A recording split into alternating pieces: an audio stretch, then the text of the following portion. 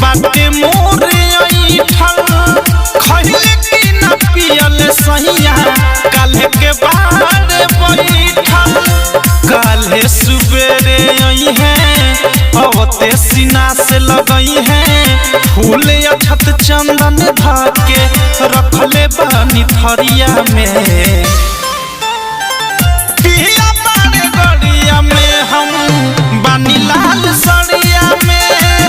पिया बारे गड़िया में हम बानी लाल सड़िया में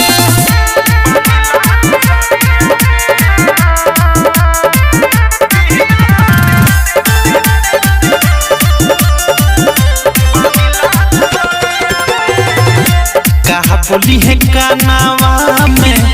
अवते अंगनावा में दिल धक धक करे फिल होता मनवा में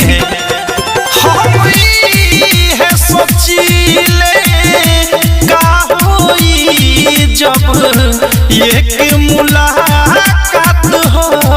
जाई बोली है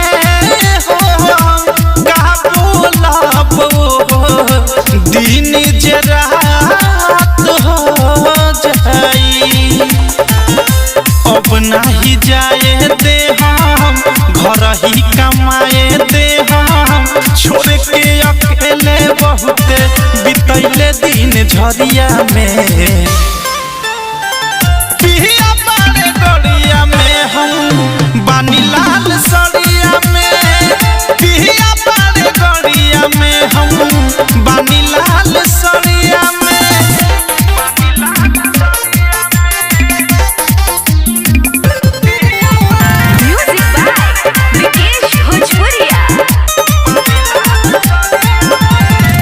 तईको चिकन आइल बारे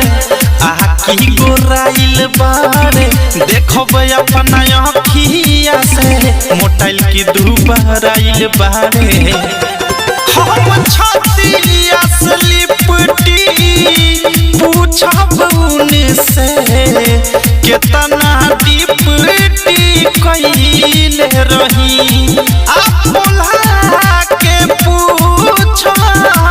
एहो बनमुआ काथी के टेंशन धइले रही प्रेमी अवधे सकेश होई है बढ़वले ये के नीति सभी के